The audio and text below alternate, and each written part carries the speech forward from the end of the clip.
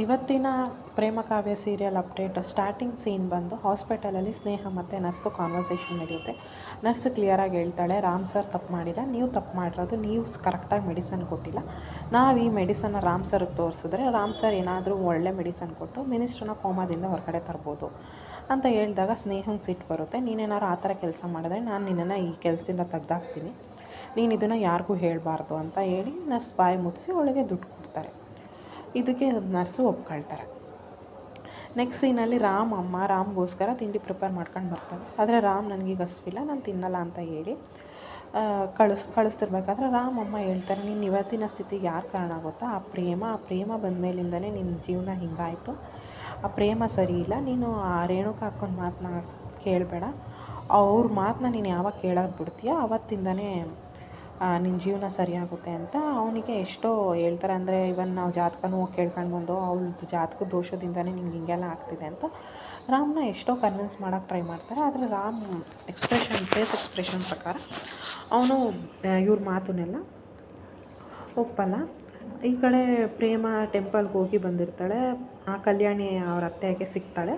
ಕಲ್ಯಾಣಿ ಅತ್ತೆ ಹೇಳ್ತಾರೆ, ನಿನಗೆ ಇಷ್ಟು ಪೇಯ್ನಲ್ಲಿದೆಯಾ, ನೀನೇನಕ್ಕೆ ರಾಮ್ಗೋಸ್ಕರ ಪೂಜೆ ಮಾಡೋಕ್ಕೆ ಹೋಗಿದೆ ಅಂದಾಗ ಪ್ರೇಮ, ಇಲ್ಲ ಅತ್ತೆ, ನನಗೇನು ನೋವಿಲ್ಲ, ನಾನು ಚೆನ್ನಾಗಿದ್ದೀನಿ ಅಂತ ಹೇಳಿದಾಗ ಸರಿ ಆಯಿತು, ಹೋಗು ರಾಮ್ಗೆ ಫಸ್ಟು ಪ್ರಸಾದ ಕೊಡು ಅಂತ ಹೇಳಿ ಕಳಿಸ್ತಾಳೆ.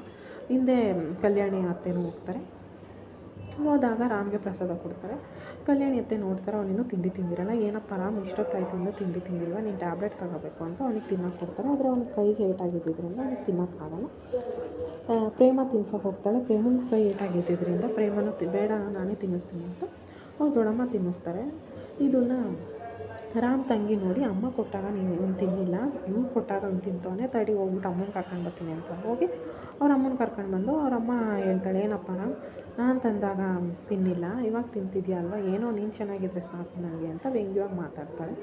ಇನ್ನೇನು ರಾಮ್ ತಿಂತಾ ಇರಬೇಕಾದ್ರೆ ವಾಮಿಟ್ ಬಂದಂಗೆ ಆಗುತ್ತೆ. ಆಗ ರಾಮಮ್ಮ, ತಡಿ ನಾನು ಹೋಗಿ ಪಾತ್ರೆ ತರ್ತೀನಿ ಅಂತ ಅನ್ನೋ ಅಷ್ಟರೊಳಗಡೆ ರಾಮ್ ವಾಮಿಟ್ ಮಾಡಿಬಿಡ್ತಾನೆ. ಆವಾಗ ಪ್ರೇಮ ಅವಳ ಕೈನ ಮುಂದೆ ಇಡ್ತಾಳೆ. ಪ್ರೇಮನ ಕೈಗೆ ವಾಮಿಟ್ ಮಾಡಿಬಿಡ್ತಾನೆ.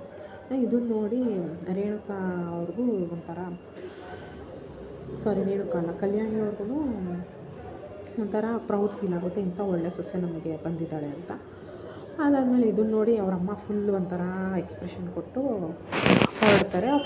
ಪ್ರೇಮ ಹೋಗಿ ಹ್ಯಾಂಡ್ ವಾಶ್ ಮಾಡ್ತಾ ಇರಬೇಕಾದ್ರೆ ಕಾವ್ಯ ಬಂದು ಹೇಳ್ತಾಳೆ, ಅಕ್ಕ ನೀನು ಯಾಕಕ್ಕ ಅವ್ರಿಗೆ ಸಹಾಯ ಮಾಡ್ತಿದ್ಯಾ, ನಿನಗೂ ನೋವಾಗಿದೆ, you need to take rest ಅಂತ ಹೇಳ್ತಾಳೆ. ಅವಳು, ಕಾವ್ಯ ನೀನೇನಾದರೂ ಅನ್ಕೋ, ನಾನು ಇವಾಗ ರಾಮ್ ಒಬ್ಬನೇ ಇದ್ದಾನೆ, ಅವ್ನಿಗೆ ಸುಸ್ತಾಗ್ತಿದೆ, ನಾನು ಅವನ ಜೊತೆ ಇರಬೇಕು ಅಂತ ಪ್ರೇಮ ಅಲ್ಲಿಂದ ಕಿಚನಿಂದ ಬಂದು ಪ್ರೇಮ ಒಂದು ಬೌಲಲ್ಲಿ ನೀರು ತಂದು ಅವ್ನ ಮುಖ ಎಲ್ಲ ಒರೆಸ್ತಾಳೆ, ಬಿಕಾಸ್ ಅವ್ನು ವಾಮಿಟ್ ಮಾಡಿರ್ತಾನೆ.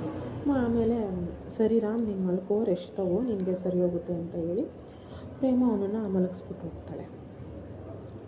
ನೆಕ್ಸ್ಟ್ ಎಪಿಸೋಡಲ್ಲಿ ಏನಂತ ಅಂದರೆ, ಪ್ರೇಮ ಅವ್ರಮ್ಮಂಗೆ ಕಾಲ್ ಮಾಡಿರ್ತಾಳೆ. ಅಂದರೆ ಅವರಮ್ಮ ಕೇಳ್ತಾಳೆ, ಈ ಥರ ಆಕ್ಸಿಡೆಂಟ್ ಎಲ್ಲ ಆಗಿದೆಯಲ್ಲ, ನೀನು ಹುಷಾರಾಗಿದೆ ಹಂಗೆ ಅಂತ ಕೇಳಿದಾಗ ನಾನು ಚೆನ್ನಾಗಿದ್ದೀನಿ ಅಂತ ಹೇಳಿ ಕಾಲ್ ಕಟ್ ಮಾಡಿದಾಗ ರಾಮಮ್ಮ ಬಂದ್ಬಿಟ್ಟು, ನಿನ್ನಿಂದನೇ ಇಷ್ಟೆಲ್ಲ ಆಯ್ತಿರೋದು, ನನ್ನ ಮಗನ ಜೀವನ ಹಾಳು ಮಾಡಿದ್ದೀನಿ ನೀನು ಅಂತ ಅವಳಿಗೆ ಹರ್ಟ್ ಆಗೋಂಗೆ ಮಾತಾಡ್ತಾರೆ. ಅದು ನಾಳೆನೇ ಎಪಿಸೋಡಲ್ಲಿದೆ.